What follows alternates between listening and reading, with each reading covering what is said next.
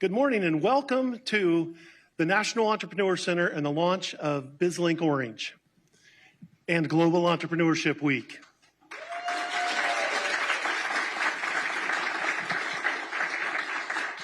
So the first thing I need to do is to recognize some folks before we get started. I believe Commissioner Wilson, there you are. I knew you were here. Thank you for your support. Commissioner Uribe. She's over here. Yeah, she makes her entrance. We could not do what we do here at the National Entrepreneur Center without the support of our investors. And Orange County was one of the founding investors of the National Entrepreneur Center, where 16 organizations share one location and help thousands of entrepreneurs every year. Are there any other elected officials in the room? If you could please stand. I have to do that to make sure I get everyone. So thank you to the elected officials that have supported us over the 18 years that we've been in existence here. I'd like to have the board members that are here from the National Entrepreneur Center please stand. Can you recognize them for their work?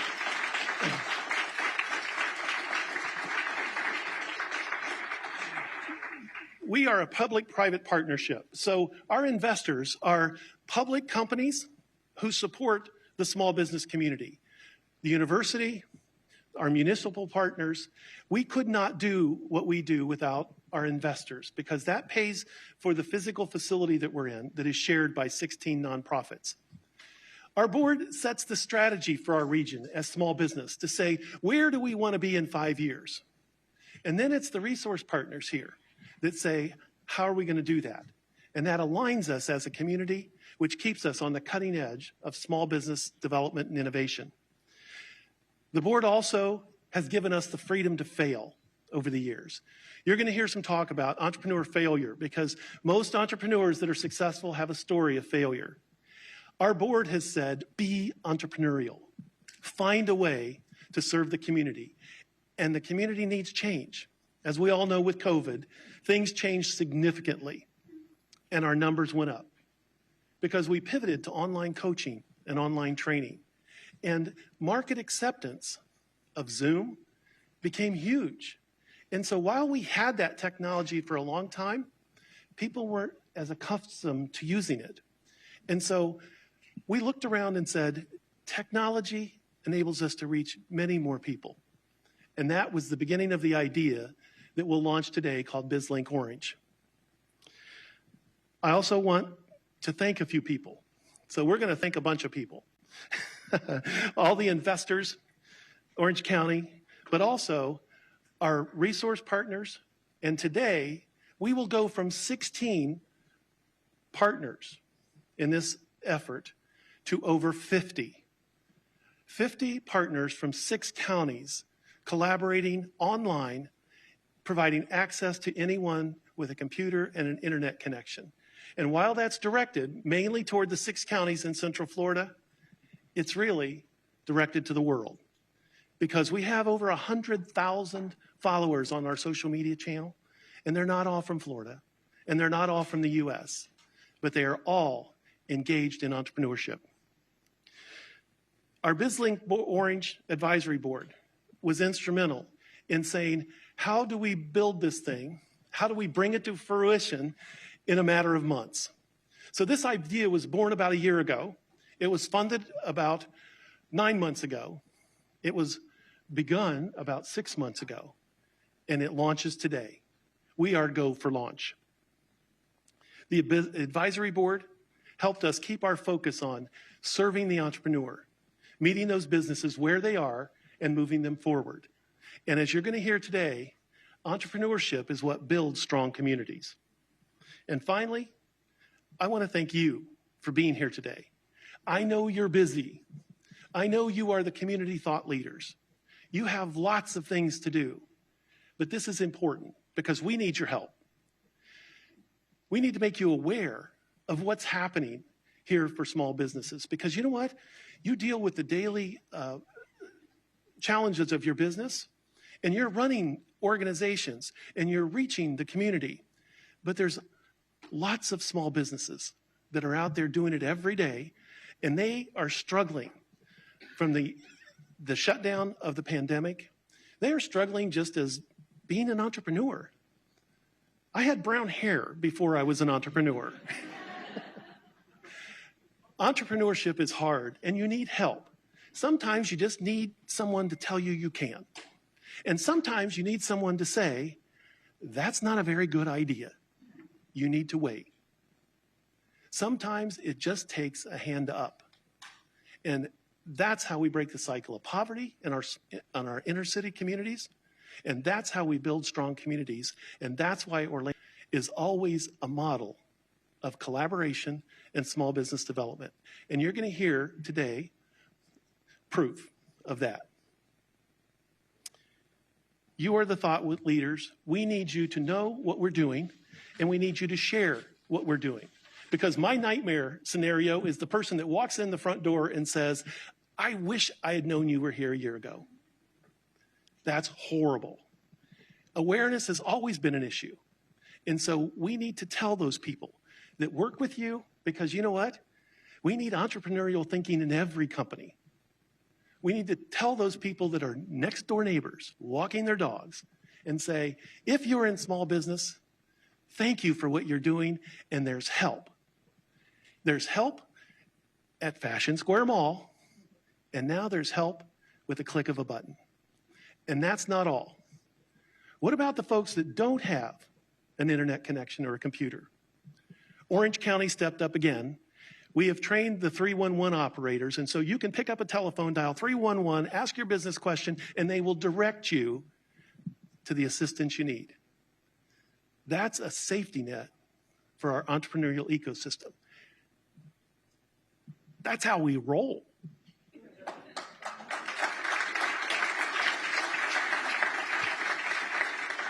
So today, we're going to say, why did we do this thing? And Eric Guskowitz and Andrea Wesser will be telling you about that.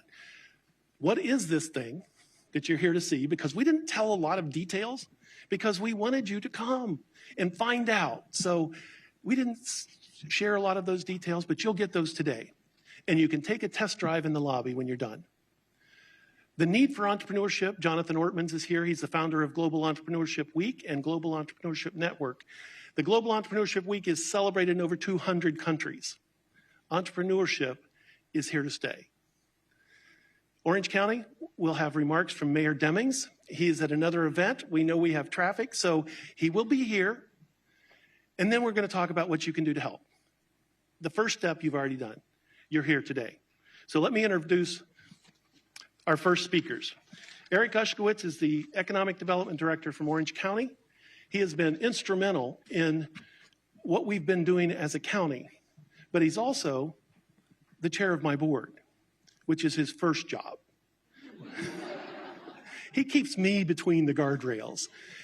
Without his help, the Entrepreneur Center wouldn't be here, and Bizlink Orange wouldn't be here. Andrea Wesser is the Chief Innovation Officer from Orange County, and she broke down walls, crashed through ceilings, and helped us make it happen today. So please welcome Eric Guskowitz and Andrea Wesser.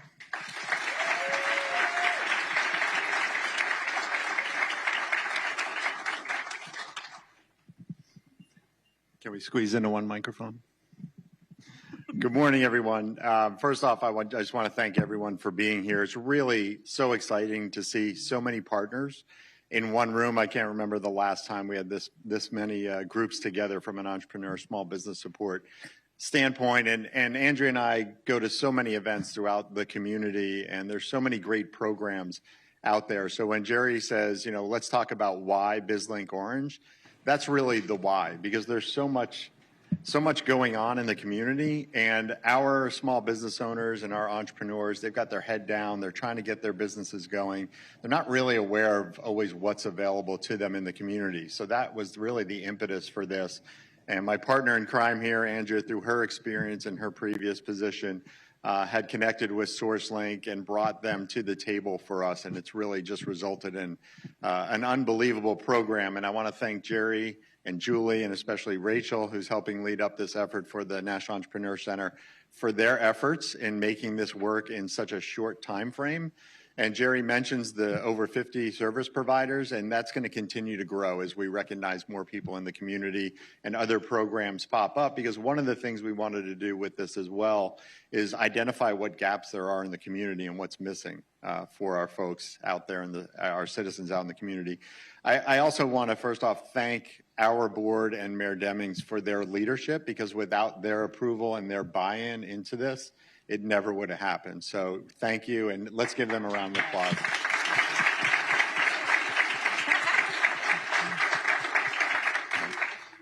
So I do want to say, we worked last year through this pandemic on a federal CARES Act program where we gave out small business grants, again, thanks to the leadership of our board, to our business community. And one of the things that we realized is they really were not aware of what was available to them in the community. So we hope that this will be that first step in really showcasing the great work that everyone in this room does to be able to get and connect you to those people that need the resources so that we can continue to grow our community. So I'll kind of turn it over to Andrea now, but we just appreciate everyone's attendance here this morning and your support of this initiative. Thank you.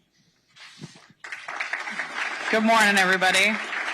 So everybody who knows me knows I talk a lot, so I was just going to pretend and say ditto.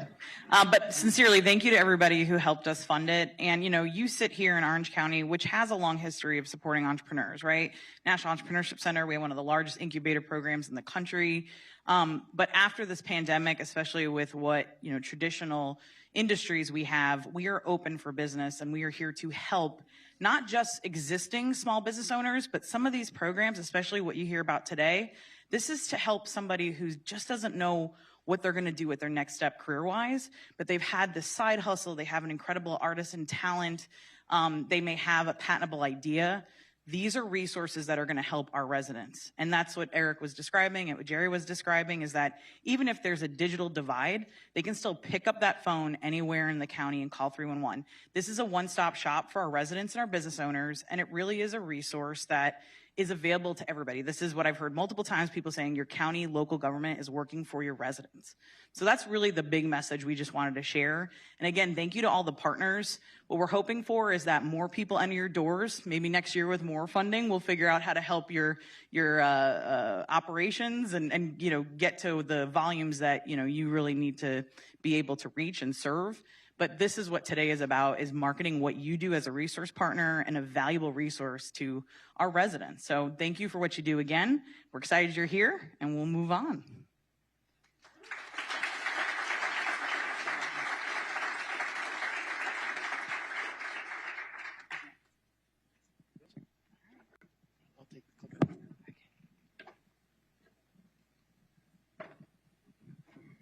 So as we talk about why Bizlink Orange, collaboration, efficiency, the use of technology, and the regional approach, which allows us to track data so that we can compare it nationally.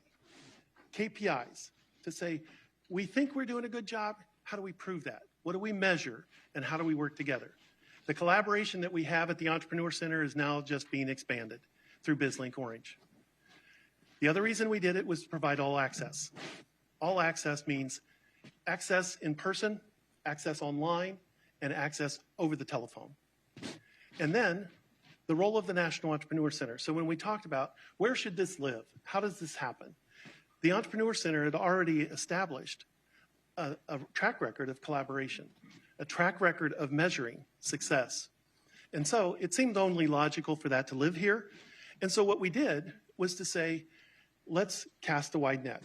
Who else can join us in this effort?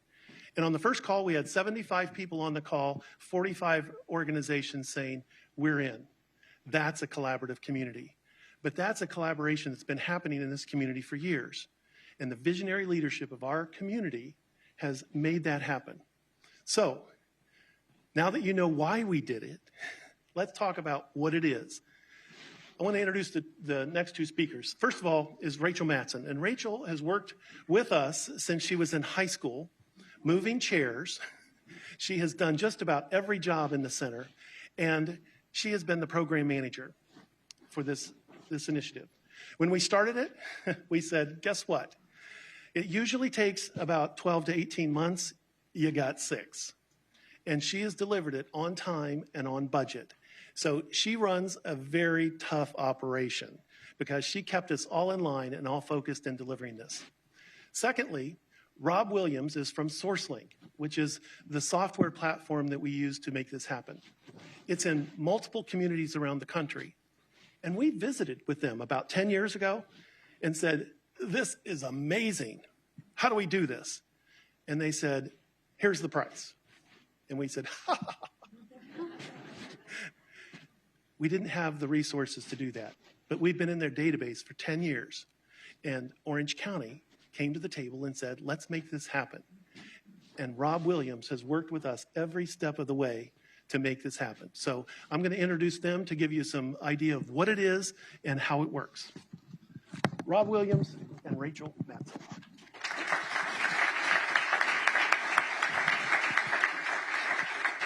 Thank you, Jerry. Oh, this feels so stuffy up here on the podium. I'm going to come down. Okay. How's everybody doing? Are you guys excited for Bizlink Orange? I'm excited. Excited to see all of you and all the wonderful things that you are doing for entrepreneurship and small businesses. It's amazing. So my name is Rob. I'm with an organization called SourceLink. We power 70 or so different communities in building entrepreneurial ecosystems and leading with entrepreneurship-led economic development. Over the past few years, we figured out that there's kind of a process that we can use to go through this entrepreneurship-led economic development process. It really starts with identifying the resources that are available, all of you, and all of the wonderful work that you are doing, and better connecting all of the organizations in play with one another, and then also with entrepreneurs and small business owners that need those resources. Once you begin this process of identification and connecting the resources both to entrepreneurs and to one another, you can begin to identify and be empowered to identify gaps and opportunities for improvement and collaboration, which leads to that empower piece. And lastly, why do we do this, right? It's economic development, it's jobs, it's quality of life. And if you're not able to measure that and to be able to see how you're doing in relationship to other communities and to yourself, then why are we doing it? And so we know that measurement is an important piece too. And through our partnership with NEC, with the county, with all the partners, we are informing and guiding this whole entire collection of efforts with Bizlink Orange and providing our best practices and guidance in technology. And the lovely thing is that you don't have to do it alone. There are so many communities that are all doing this all in their own unique way that you can learn from. And one of the benefits of joining SourceLink, or being part of the SourceLink network, is that you have access to all these other different communities that are taking this approach in rural, urban, within specific sectors. And we're all sharing best practices. In fact, that's a large part of my job, is actually bringing all of our affiliates together to learn from one another. And already, the NEC and this team is leading the pack and giving us best practices and ideas that we're taking back to the network, because this team rocks. They are rock stars. You all know it. I've been able to experience it. It's amazing. And without further ado, I'm going to turn it over to Rachel, who is the real rock star behind this whole thing, to talk about Bizlink Orange and what specifically this is.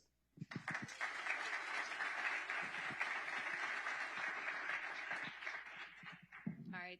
Thank you, everyone, for coming today. This has been a big project, as everyone's already mentioned, and we really appreciate your time here. The mission of Bizlink Orange is to accelerate the growth and development of small businesses throughout the Central Florida community.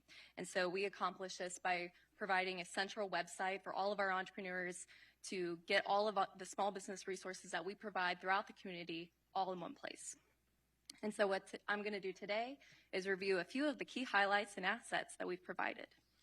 The first one that our entrepreneurs have, the first thing that our entrepreneurs will be able to do is get access to all of the over 50 entrepreneurial support organizations through our resource navigator. And so this provides a customizable search option where people will be able to input their demographic information and what their area of assistance need is. And so if they're an African-American woman who needs business assistance, for instance, with business consulting, they'll be able to put all that demographic information in our website, and it will filter all of those organizations that best provide that, and they'll be able to see that right there. This is also very helpful for our resource providers because they are going to be able to see, they're going to be able to see all of the best referrals that they're getting access to. The next thing, one of the biggest assets with Bizlink Orange is our regional business calendar. And so this is a regional calendar all the way from Volusia to Brevard and Osceola County, where our entrepreneurial support organizations will be able to input their events, and our entrepreneurs will be able to have access and to see and filter through our calendar the different types of costs, the organization, the different topics, and they'll be able to get all of that information all in one place. And so it's really important as well because for our resource partners, they'll be able to see where they should, if there's a lot of events going on one day, they'll be able to see, well, maybe that's not the best option, and they'll be able to get a better attendance outcome because we'll be able to best pick the day of the event. In addition, our resource partners will be able to prevent duplication through our regional business calendar. The next asset that we have, and that the NEC in particular has put a lot of time in, is our 8 comprehensive business guides. So these go all the way from startup to international trade. For instance, our startup business guide goes all the way from researching your idea to getting a business plan to the different types of licensing and funding information that they need to be aware of, as well as getting the opportunity to speak with a coach. And one great asset about this is that all of our entrepreneurs will be able to have access to download these guides. And what benefits us as a community is we'll be able to see we'll be able to capture that usage, and we'll be able to see where we need to input the more resources for that business topic. So if there's a lot of funding or licensing guides being downloaded, we know that as a community that we need to put more information out there in the community for our entrepreneurs. The next page dedicated for our entrepreneurs is their personal action plan. I like to call this, email Rachel. So everyone will be able to, and all the entrepreneurs will be able to have a place where they will be able to input their demographic information. They'll be able to say, not just one, but they can input multiple areas of assistance that they need, and it's completely free, and within 48 hours, I promise, they'll be able to get that personal action plan of how to move their business forward and get to that journey. And so this also provides our resource partners with quality leads. So they'll be able to tell us what they best need, and then we'll be able to, again, with using our resource navigator within those organizations, find those best fit referrals. And then finally, is we are celebrating entrepreneurship with Bizlink Orange. Bizlink Orange has a dedicated page to success stories. And so if we have an entrepreneur, and there's already quite a few on there, if we have an entrepreneur that has won an award, has gotten a new contract, has been able to hire employees, those are huge accomplishments, and we want to be able to celebrate those victories. And we want to also show our entrepreneurs that you can do this too. And because we have in Central Florida community a collaborative and supportive community here with our resource partners to support you through that journey. And so that's why we made the effort to make this success stories page, and everyone is able to submit these, and we want to celebrate that victory. In addition, we have our newsletter. So this is called The Buzz. Everyone can stay up to date with what's going on with Bizlink Orange. And so what I've done today is just provided you guys some screenshots of what Bizlink Orange looks like, but I encourage everyone to go out into the lobby and check out for yourself Bizlink Orange and all the capabilities it has. And it's mostly, you guys are supporting us and supporting our resource partners, and we couldn't do anything. We couldn't have Bizlink Orange without everyone here today. So thank you.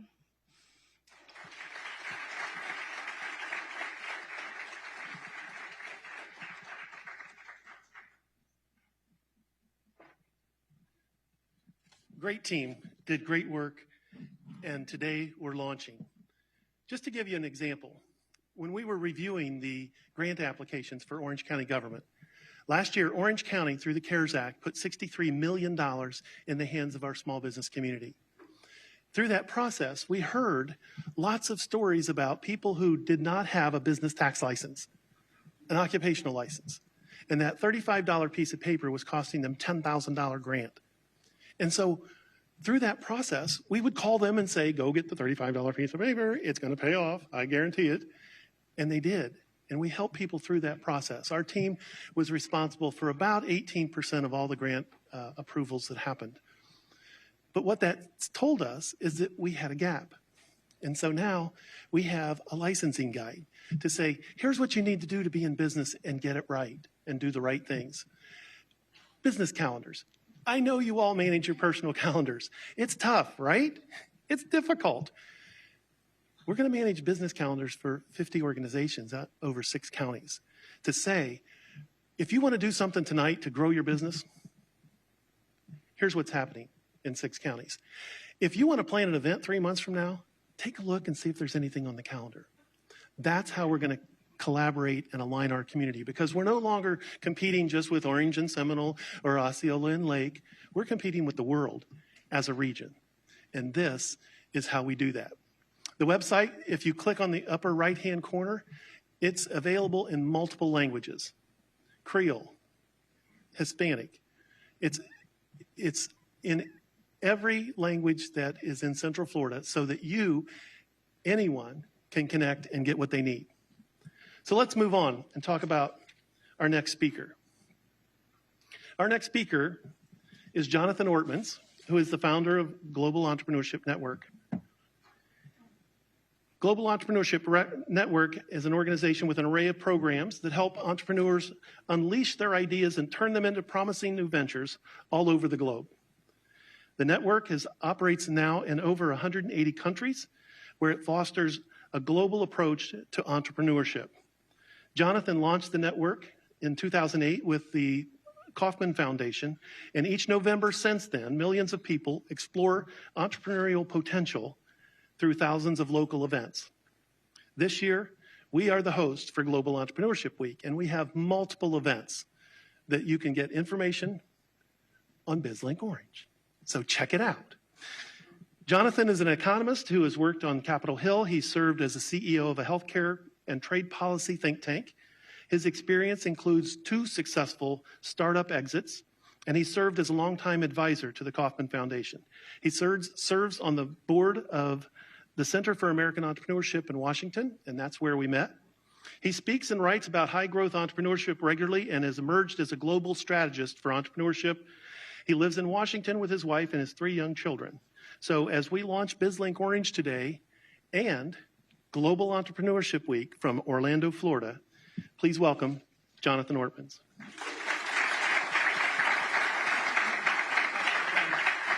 Thank you so much indeed. Well, it's really, really great to be here. And, I came early yesterday because I wanted to get the detailed tour of the National Entrepreneur Center. And Jerry and I have been talking about this for a while. I'm very privileged to say I actually come to Orlando from time to time. Actually, the chairman of our board, this is one of your hidden secrets. I don't know whether you guys know this, but just a stone's throw from here in Baldwin Park, the chairman of our board of directors actually lives here in Orlando. He's a rock star entrepreneur, co-founder of Priceline, several other companies you will have heard of, but he's around the corner. So he's never been here, so I'm going to get him over here too. And I'm very fortunate to have my family. My father and mother-in-law live near here. So I've been here several times, and I said, Jerry, I've never been to the National Entrepreneur Center, so it's great to be here. So I wanted to have a chance, yes. Today, this very moment is the beginning of Global Entrepreneurship Week. So happy Global Entrepreneurship Week, everybody.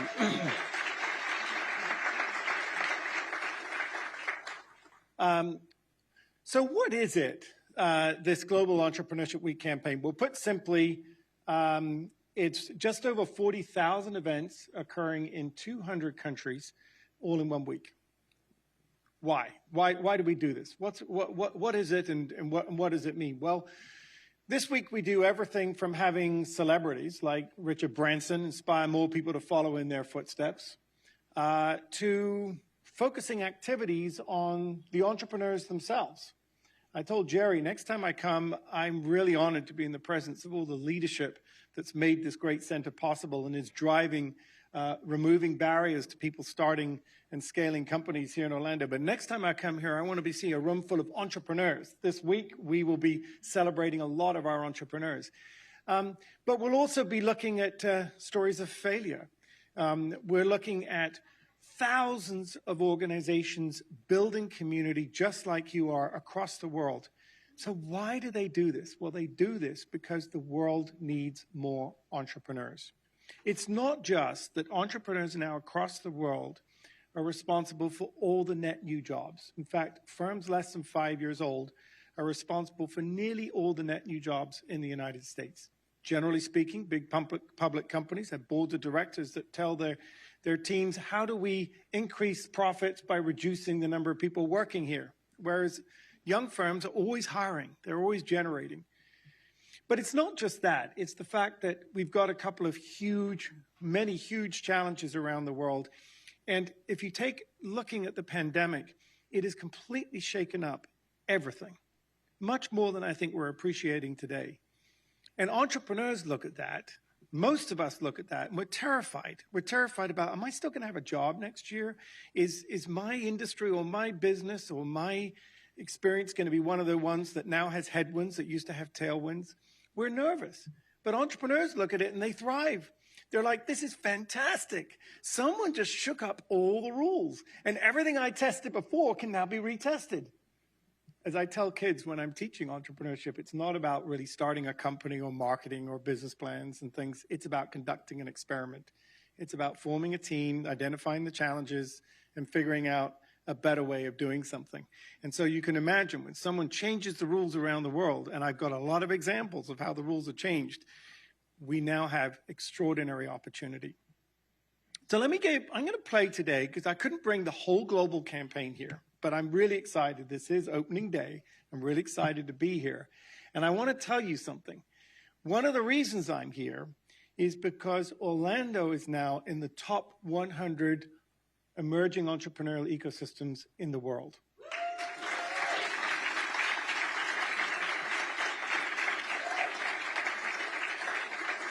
In a moment, I'm going to give you a couple of other data points of what our Global Startup Ecosystem report that we just launched on the eve of Global Entrepreneurship Week with the really talented team at Startup Genome. And we'll tell you some other things, and it's good news. But let me tell you a little bit first about what is happening during Global Entrepreneurship Week. So we're going to play a couple of videos, can we? So first of all, as I mentioned, we got the likes of Richard Branson. So he couldn't be here today, but he sent a message. I think we got some sounds. Well, hello everybody. This Global Entrepreneurship Week, I wanted to take a moment to share a message of hope and encouragement. Entrepreneurs are the dreamers, the doers, and risk takers that have the opportunity to transform society for the better. I didn't even know that I was an entrepreneur when I started Virgin. The word wasn't really used back then. I was a young man with big dreams of creating businesses that solved problems and helped improve people's lives. When I first learned the word, I had to ask how to pronounce it. French was never my strong point. Everyone has the potential to become an entrepreneur and to create positive change in their communities. I'm proud to support the Global Entrepreneurship Network, a charity with a mission to make it possible for anyone, anywhere, to start or scale a business. They want to unearth a new generation of entrepreneurs to help figure out better ways of doing things, to create jobs and new opportunities in the wake of the pandemic. So if you've ever wanted to start a business, head over to the Global Entrepreneurship Network and check out all the great resources they have available. Cheers. So, You got the likes of Richard Branson this week, entrepreneurs who are successful and they stand up and everybody looks up to them and says, this is great. But what about all the other entrepreneurs? Well, I'm very proud to say that we're very privileged as an organization operating now in 200 countries, that when we do a business plan competition, we get a lot of entrants. So we got more than 100,000 people entering the Entrepreneurship World Cup. And just before coming up here today, I got on Zoom calls with the top 25 that have now gone through to the finalists. There will be $1 million in prizes. And with their permission, you couldn't be there on those calls, but it is a lot of fun. And I have to tell you, these are the people, this is what it's really about for all of us. This is why Jerry and his awesome team wake up in the morning, because you want to see the light bulb go off. I'm going to play you a couple of short clips of the reactions of some of them when I told them where we're going to be holding the finals actually in Riyadh. And I told them, guess what? You're getting a plane ticket to Riyadh. And this is what they said.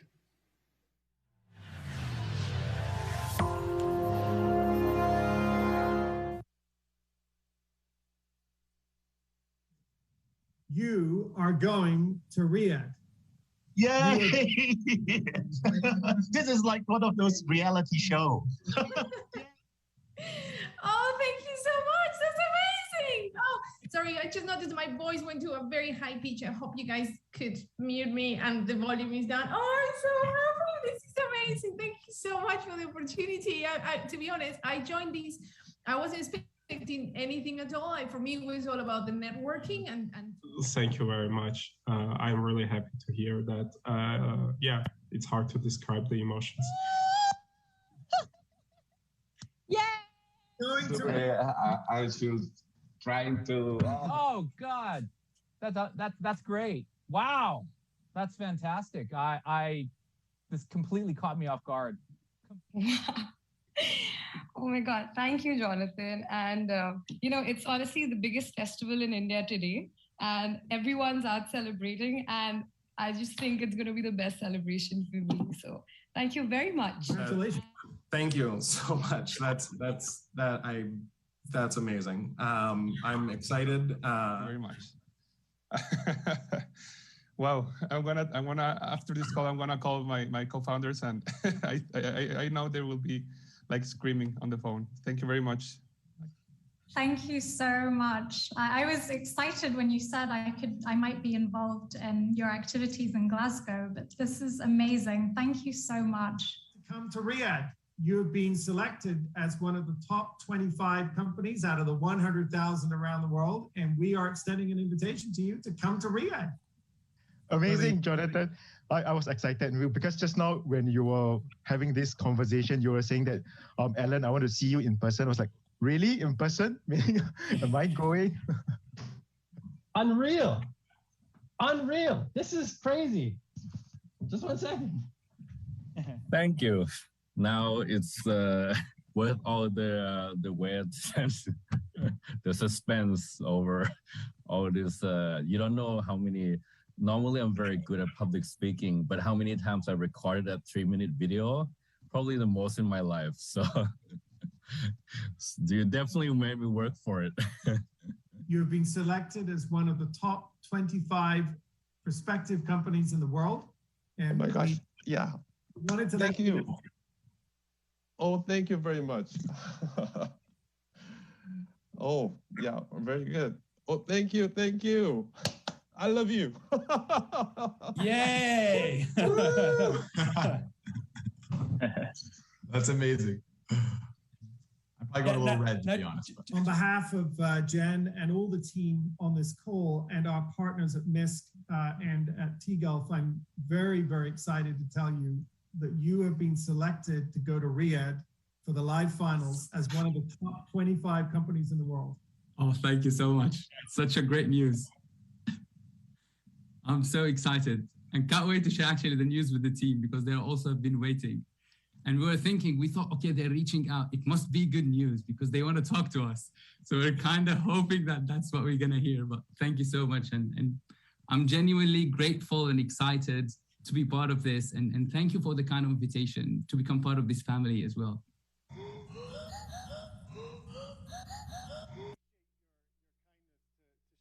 moment, but it's the joy in entrepreneurship and the fun. And you notice that all of them are talking about their team. You know, it's never about me. It's about us. It's about what we're doing as a team. And this process of creating new value. And one of the most exciting things is you'll notice the sheer diversity of people that are out there doing this around the world. But the exciting thing is half of those companies have got solutions to implement things that are being talked about at COP26 in Glasgow, which, by the way, this year, Global Entrepreneurship Week is 1 week earlier than normal in November. And the reason for that is we're aligned with the climate change. We're live at GW at COP26 in Scotland. And the part of that is you get a lot of leaders who have to come out with large statements about what we're going to do. But it's ultimately the entrepreneurs that have to execute all these solutions. And so we're so thrilled this week that we've got thousands of entrepreneurs that are all unveiling their ideas of how do they actually implement some of the ideas going on there. Now, I've only got one other thing to show you in terms of a video clip. And I'm going to, this is really, really, I'm really excited about this. And if you take two things away as little gems from today, I hope you'll get a chance, Jerry, for Jeff Hoffman to come and be a good champion for all the work you're doing, because he's of global renown in the work, and he's just a lovely guy, and he loves to spend hours of his time sitting down mentoring entrepreneurs, and I hope he'll help a lot of the people here in Orange County. There's something else I want to just say. I had an epiphany when I saw this movie, which is being released. It's a Hollywood movie. This week during Global Entrepreneurship Week, you can go to our website and you can download it for free, just for 1 week. But this is a movie that I'm going to appeal to you all to watch. You may cry at the end of this movie. And the reason I tell you that is that I, for years, have been doing Failure Wednesdays during Global Entrepreneurship Week. And it was a gas. We got all the guys, not the Bransons, but we got actually the guys like Branson to stand up and talk about their failures. And we laughed our heads off. And we said, isn't this funny? Oh my gosh, that's so hilarious. You know, it's always a joke. And I realized it's not a joke. There are hundreds of thousands of people who sometimes had their families torn apart from what they put into something, and it never came together. And it wasn't just their livelihoods, it was their emotion. And I want you all, if you can take a few minutes at some point this week, sit back, get yourself a beer, put your feet up, watch this movie. I'm going to show you a little clip just to tell you what it's about. But it is the most, and by the way, the word magic's in it, but it's got nothing to do with basketball. Orlando Magic. This is about the team of people that created your iPhones and something that went terribly wrong right before Apple took the idea and launched it. And I want you to take a look at this clip and then urge you. There was no digital telecommunications industry. It did not exist. There were no digital cell phones. There was no World Wide Web. We're going to create what comes after the personal computer.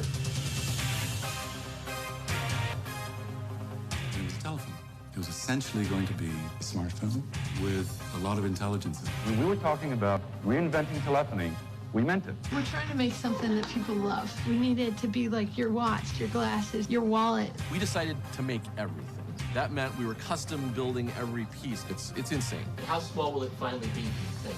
Someday, Dick Tracy wristwatch. This was the beginning of what became, I think, the most important company to come out of Silicon Valley that nobody's ever heard of. It was this aura of secrecy.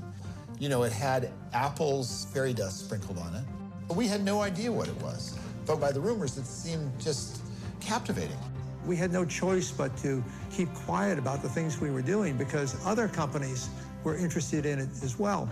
Now, it should be noted, John Sculley was running Apple at the time. He was our ally, or so we thought. Today, we are launching Newton, a revolution for the pocket. They had decided to make something essentially based on our original models. It's the most important thing that I've ever been involved with in my entire life. It's bad enough you get betrayed by them, but now they're going to try to put you out of business. That was fighting. That was battle. I mean, here's a test. What if General Magic never happened? Would we have had Android? Not a chance. I mean, all these things were linked together, one after another. So much of what came out of General Magic is the foundation of everything we take for granted today. And so the question is, can we take these powerful tools and do something that really does help a lot of people. The reason you should care about the story of General Magic is because it involves something fundamental, and that is failure isn't the end. Failure is actually the beginning.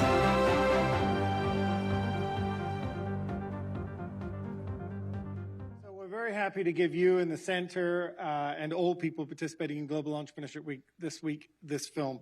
It's powerful, it's valuable, but it's really important because it gives you the emotional part of what failure is about. And we think it's all part of this journey of renewal, recycling ideas, recycling teams.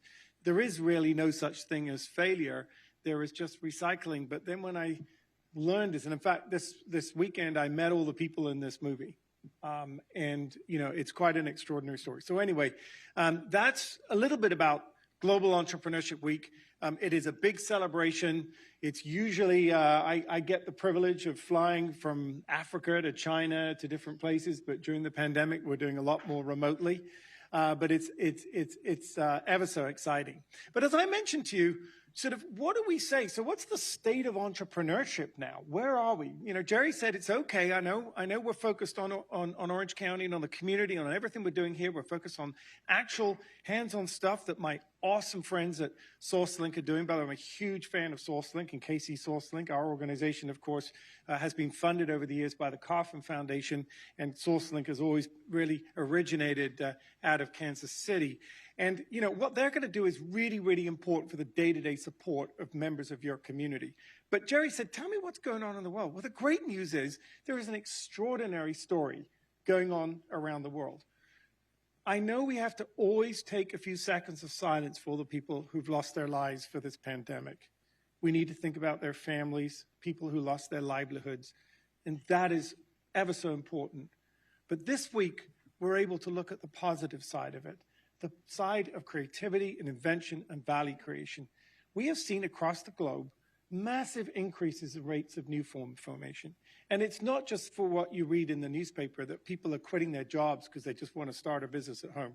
It is extraordinary, the number of people that have been woken up to the idea that I've got to think of a new way of doing something because all of a sudden these rules changed. And so if you look at some of this data here from the Startup Genome Report we just released, the number of startup ecosystems that have generated $4 billion or more has more than doubled. So when I gave this talk 2 years ago, we were at $2.6 billion. So this is how we assess the value, its total value based upon the value that the new firms that were created generated for that particular year. So the new firm, a lot more new firms getting created and creating a lot more value. And the amazing thing is, everybody, I'm not a fan of this, by the way. I think communities pursue trying to get unicorns, as, you know, companies that are valued at $1 billion or more. They always say, we want our country. Say, Jonathan, you know, I meet with these ministers and heads of state, and I said, well, what do you want to do? And they said, you know, well, we want unicorns. They always want to measure by unicorns. And I'm like, it's not about, you know, getting unicorns. It's about giving opportunity for everybody to create something. It's not about just having, but unicorns is an important measure of success for many people. But 91 out of the 100 created at least one unicorn in 2020. Now, 2020 was the pandemic year. Think about it. And this is the most fascinating thing for me, which is that the number of the top 100 emerging ecosystems now represent $540 billion. That is a 55% increase in 12 months. Okay, so this data is just all a few days old. 55% increase in the last 12 months. So think about it. While this pandemic is going on around the world, people have been busy. Now, they may have been at home, but they've been busy. So what do you think about that? What does that tell you? What does that mean? And as I say, clearly Orlando has been capitalizing on that because we've seen great strength and growth here. And we're going to be, you know, following up with Jerry and maybe many of you to think about how do we dig deeper into that in future versions of this report. All right, so what are these startup ecosystems learning? Well, number one, they're learning that there's no blueprint. You know, there's a general sense of, oh, well, you know, if we do this, we copy X, you know, of course you can never replicate Silicon Valley, but people are still trying to replicate the really strong ones. You got to come up with your own blueprint. It's a long-term game. And that, you know, the other critical thing is that there are communities where you haven't got people waiting to ask for permission. This is one of the wonderful things about our country. We do not have a culture where people are waiting to ask for permission. When I started Global Entrepreneurship Week in 2008, it's hilarious. We go to countries and you meet with the head of the country and they say, "Yeah, we're going to do a great campaign, and yes, we want to do this. Thank you very much indeed." And then you go into the communities and people are like,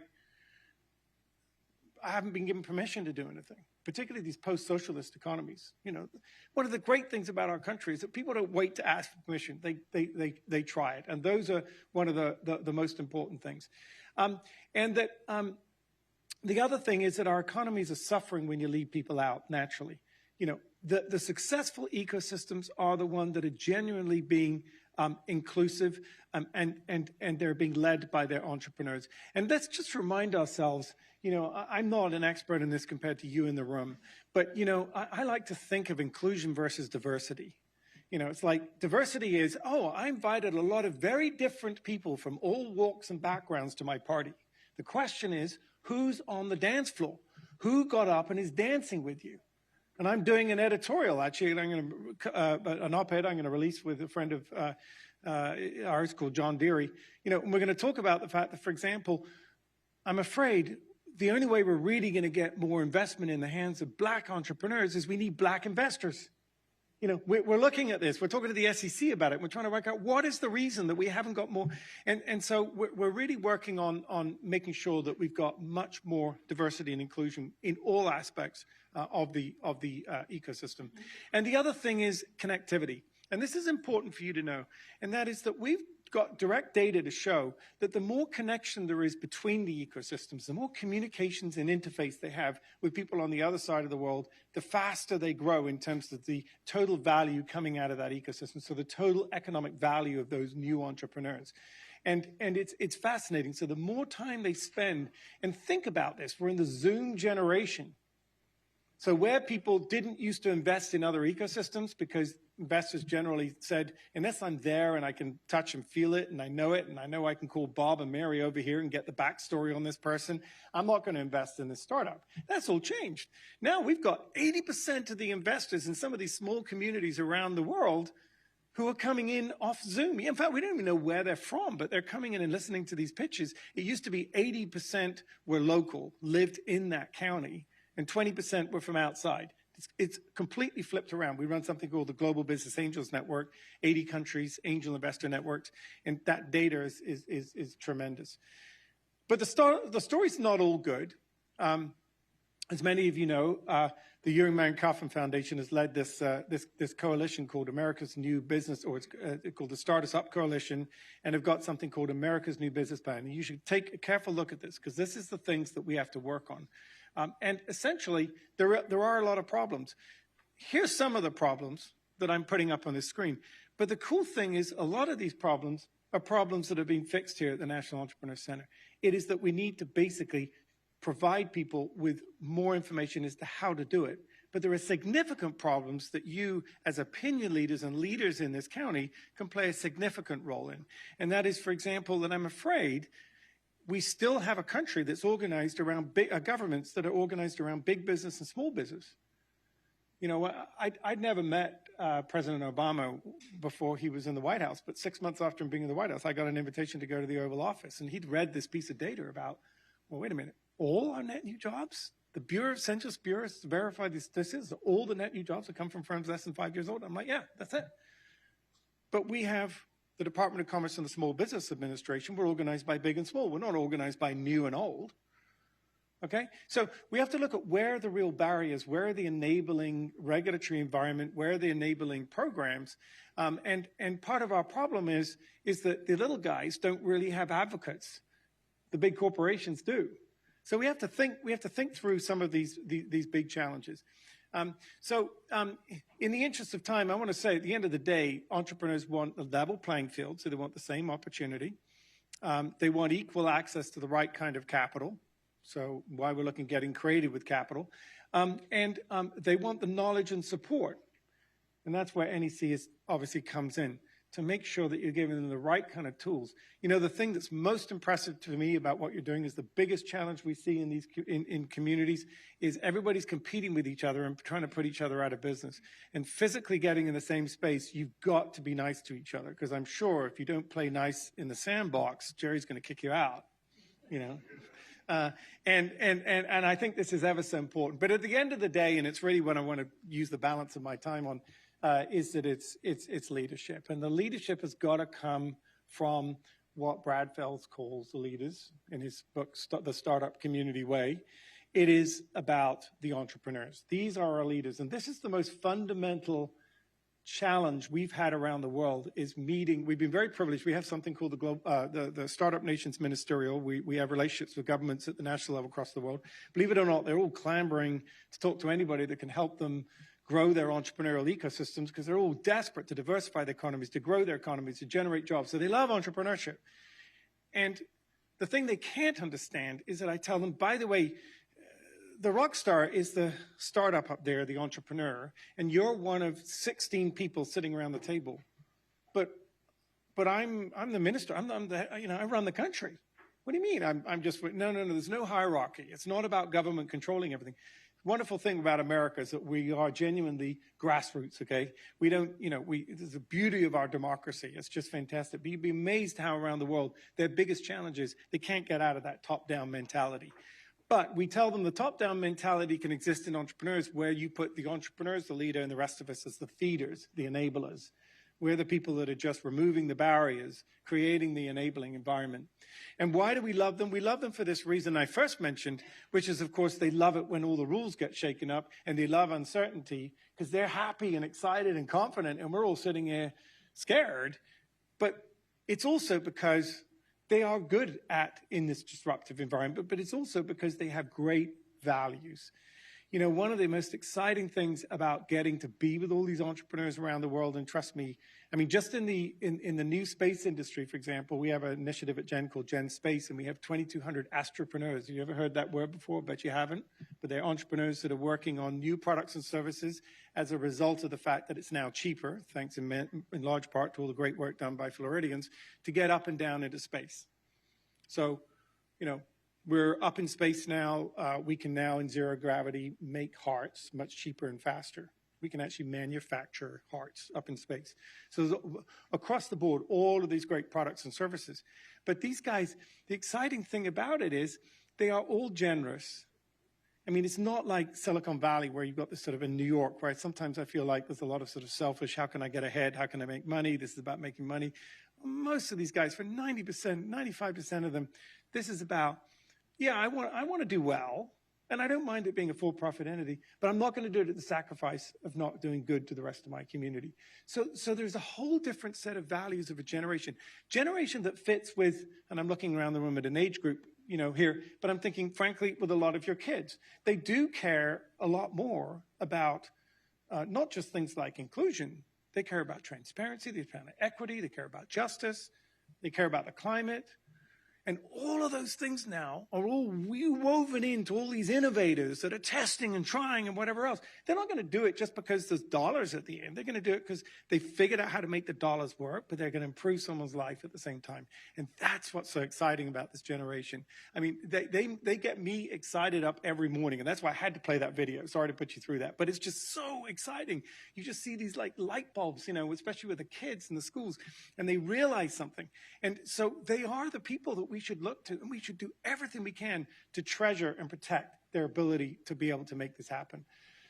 I'll wrap up, because I did tell Jerry, he said, you know, it's really hard to get your head around what GEN is, the Global Entrepreneurship Network.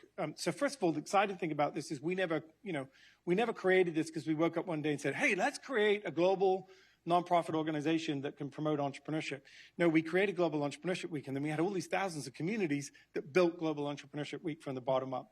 And obviously, the kind of work that we do, just to let you know, is that we run 14 global work streams. I'll tell you what those are in a second. And then we have affiliate operations in just over 100 countries, and we run those programs at the same time. This gives you a little idea of the global footprint. kind of scale of the countries that we operate in. And some people turn around and say, well, that's pretty impressive for a little nonprofit organization. I mean, we're really not big. I mean, we're lucky that if you look at our total revenues, we call it revenues under the compass.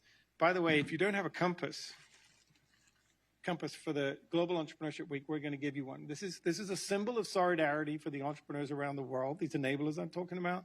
And if you believe in them, I hope you'll take one of these and you'll wear it with pride. I'm very proud to say that there's a lot of people that will wear this today. And yes, it is very similar to the UN, someone said to me, logo, for which their lawyers apologize to us. But this is, we call it under the compass, but under the compass, we've got about $200 million worth of activities occurring around the world. And it's ever so exciting just to see. But the reality is, it actually wasn't that hard. It was, this field is very contagious. I mean, as I say, when I did start, we got pushed out the door a lot by some countries. Geopolitics got in the way, but we learned how to defeat geopolitics, and we went straight all to the local communities. And now we're in 200 countries. There really isn't a country in the world that doesn't buy into this notion of this sort of optimistic world of glass half full, people who want to improve their lives and improve their outcomes. We have lots of awesome partners. We're very privileged. I tell you that because I like Jerry to make sure we know we can help get you access to some of the other actors. And we do get corporate support. We mostly use the corporate support around funding, removing barriers to historically underrepresented communities. So FedEx has been a super sponsor this year, and they're helping us go into communities and put things in those communities that otherwise there's no other economic case to get in there. We're not as smart as Jerry is to convince how you manage to get economic development money flowing into this. We're still struggling with that, but right now we tend to go to the corporates. And as you saw with Richard Branson, we have a lot of champions. Our work is generally divided up into celebrating, like Global Entrepreneurship Week, connecting, understanding and supporting entrepreneurs. I want to bring this one up, and I'm going to leave this as the final slide in a minute, is that we do have a gathering. If you're interested in the community that I'm going to depict to you, you're all invited, if you wish, every year to come to our Global Entrepreneurship Congress. Yes, it requires you to have an airline ticket and to buy 3 or 4 nights in a hotel. But otherwise, there's no other cost.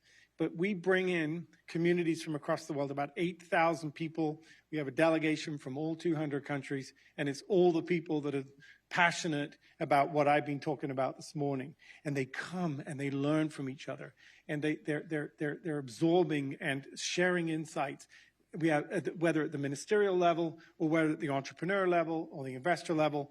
The next one, and we go to controversial places, by the way, and we don't apologize about it. I mean, we've been, in Medellin when, we got the guerrillas and the president fighting. We've been in Moscow right after the Russians invaded the Crimea. We've been in, we're taking it to Riyadh, Saudi Arabia, where we think over the last 5 years, we probably had more impact in opening up that society, especially to women, than any other effort by any political leader. We think entrepreneurship is forcing them to be a lot more open-minded about some of the things that we believe, as many of us believe, are open values. But I think it's really fantastic to see entrepreneurship leading this way. As I say, we do things at the government and the ministerial level. We have small events. We do have research, as I talked about with the Global Startup Ecosystem Report. We have significant investor communities. We're going to be launching soon. Maybe when we launch, we should have Jeff Hoffman-Duke, because he's going to be the executive producer, but a new TV show that will soon be announced that is going to allow people to go public on live television with a company. First time in history, assuming it all goes well. We hope that'll happen. And we've got a lot of other things going on. One I want to mention just briefly, we're not in the bricks and mortar business. We're not WeWork, but occasionally we go in a country and realize, Cheapers Weepers, that's the missing ingredient. They don't have a national entrepreneur center, or they don't have, a hub, or they don't have a place to go. And particularly in some of these poor communities, particularly with women, for example, they don't have a safe place to go where they feel like I could actually be safe and comfortable. So, for example, we're so excited to say, and it was entrepreneurs that built this, not public money, but we did our Global Entrepreneurship Congress in Johannesburg. And all the international community said, I want to see the ecosystem in Johannesburg. Let's go on a tour right after the Congress. There wasn't one. There wasn't anything. So entrepreneurs got together, and 9 months later, we launched this. We launched our campus there. 9 months later, Richard Branson came out and opened it, which is awesome of him. He did it because we sent him one tweet, and he responded with a direct message. Isn't that awesome? He's just that kind of guy. And they, it's 100,000 square foot, it's the largest startup campus in Africa. And we got 8,000 applications from entrepreneurs for 88 spots for the entrepreneurs. But most importantly, and this is what Jerry and I were talking about, we kind of didn't know you were doing it, but we got all the enablers in the space. And it's incredible. They found, oh, well, we're already doing that. Well, it's duplicative. Let's not both do it. Maybe one of us will do it. Or let's do it better together. Or, but the great thing is we've created we've got a place where you can drop your little kids. We've got, for example, in this case, fantastic showers and bathrooms, particularly for the women that said, I can't go anywhere and feel like I could go after work and then work on my startup, and we've got a restaurant and stuff like that. So, having this kind of space really makes a difference, I think, in some countries.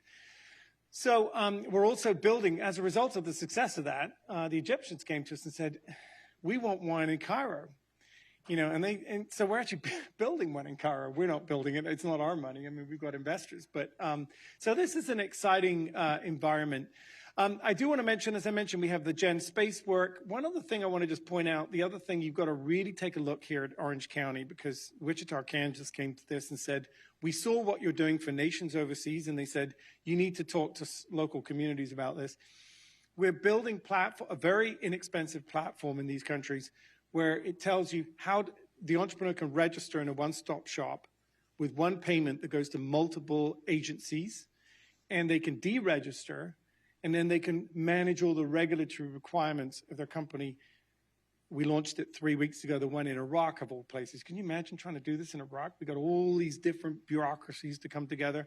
We built the platform, and now it is contactless. So you can create a company, manage your company, do all that. You don't need to go to one website in that entire country. So look at what you're doing here in Orange County or in Florida and work out how easy is it to be able to do that. How many steps was it before? Yeah, so in Iraq, it's very funny because actually the way the software works, these guys are amazing.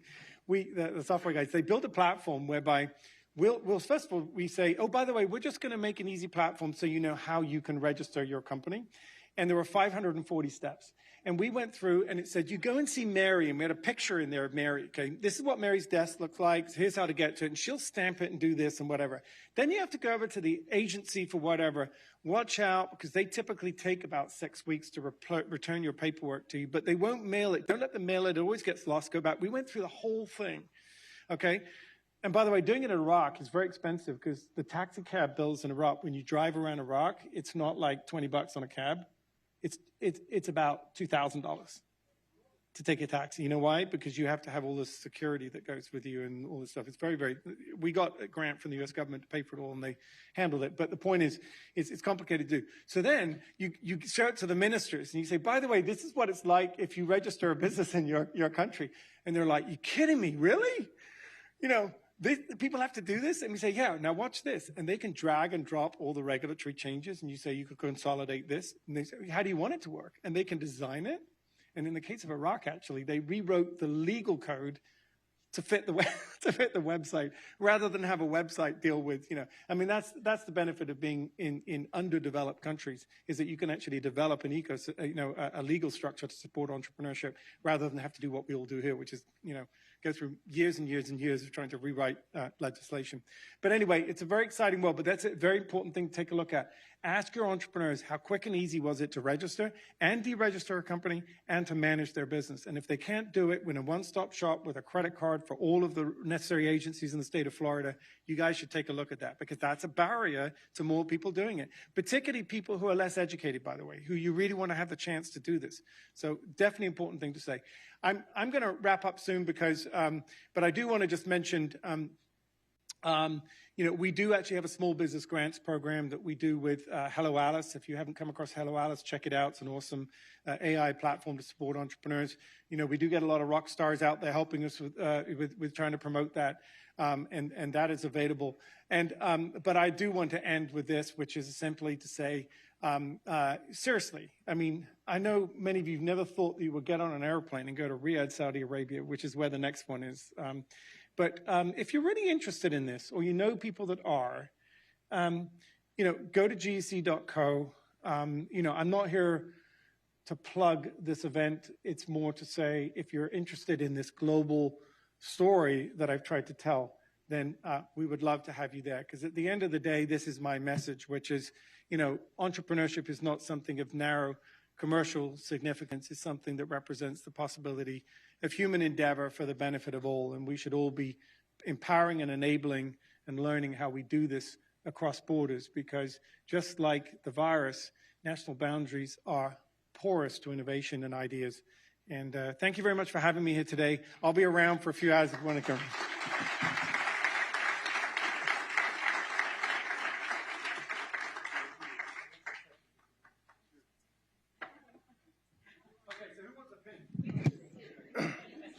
So you're going to stay around afterwards, Jonathan, and answer questions? Yeah. And so what you got was an offer of a download for the free movie and a pen.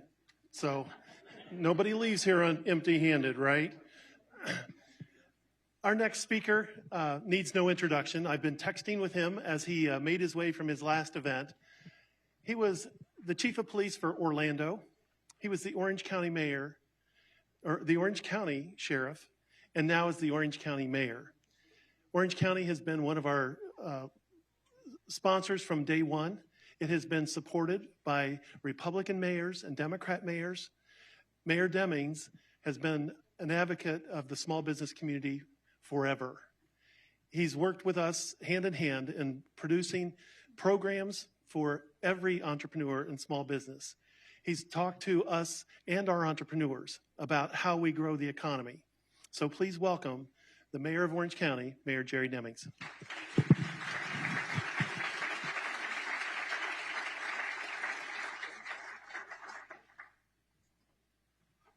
Wow. Good morning to all of you. It's certainly an honor to be here today.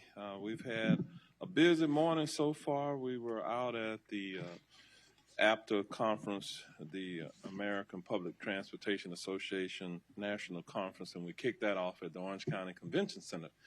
So I got in my automobile and drove here, and I encountered the unpredictable traffic that we have here. I don't know what was going on in Orange County today, but let me just tell you, it took me about an hour to drive here. Jerry, thank you for that wonderful introduction. I understand that we have some of my colleagues somewhere here, Commissioner Wilson and Commissioner Uribe. I'm told Commissioner Gomez-Cordero was here earlier as well from the Board of County Commission. It is just a pleasure to work with these ladies as we try to make some decisions in the best interest of residents here within Orange County. But it is my pleasure to be here this morning as we launch Bizlink Orange in our community, so that makes it a great day here in Orange County. Orange County is proud to be an original founding partner of the National Entrepreneur Center, along with Walt Disney World and the University of Central Florida. For more than 18 years, the National Entrepreneur Center has produced a measurable economic impact to this community. The NEC is home to 16 nonprofit agencies and businesses that support various organizations here within our community.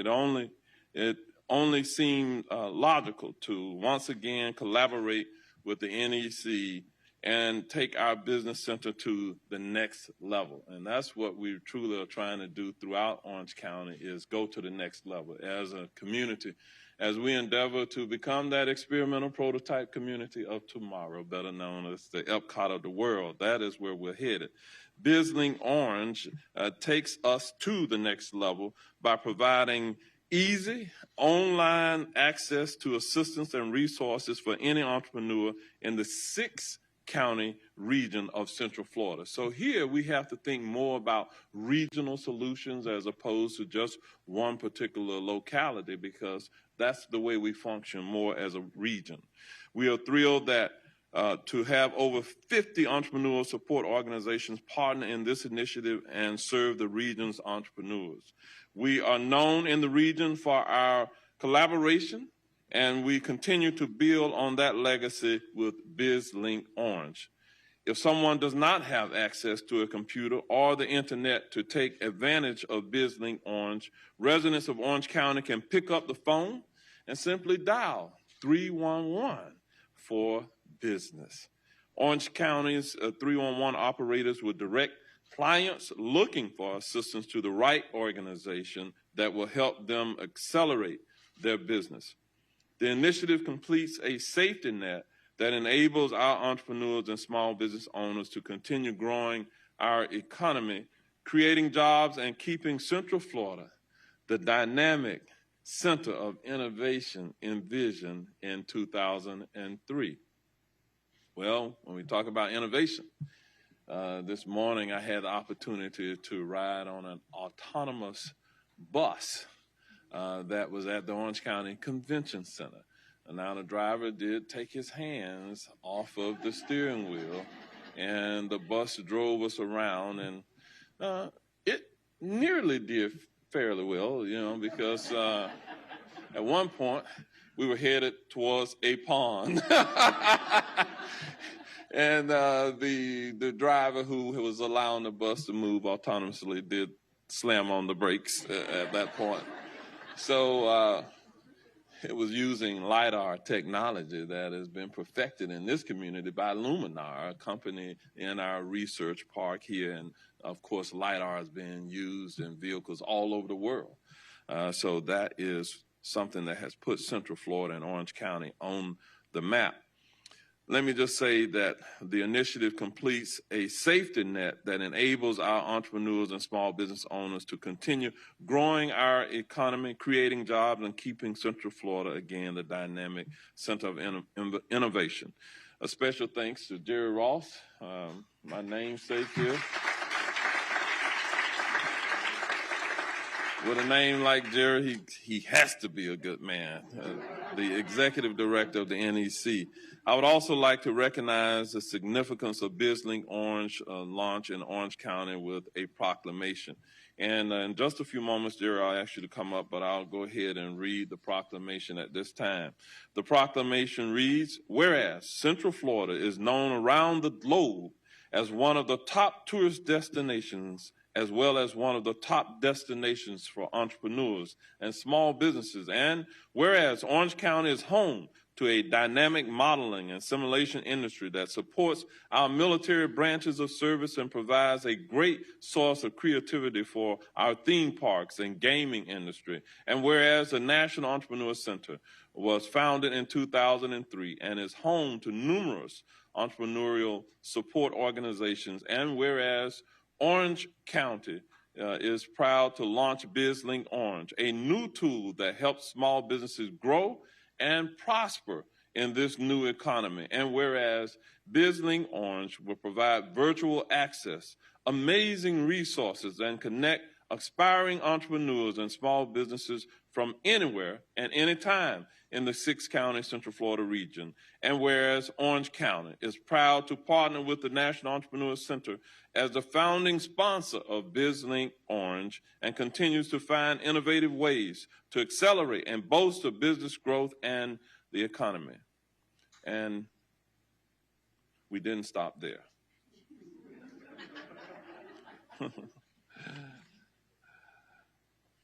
Well, that's because my pages were out of order. But it says, now, therefore, I, Jerry L. Demings, by virtue of the authority vested in me as Orange County Mayor, do hereby proclaim November the 8th, 2021, as Bizlink Orange Day in Orange County, done and ordered this 8th day of November 2021. And so, Jerry, why don't you come on up and grab this?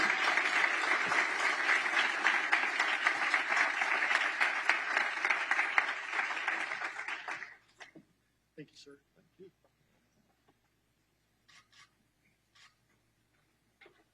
Thank you so much. All right. Thank you all. I'm going to turn it back over to Jerry at this point. Have a great day.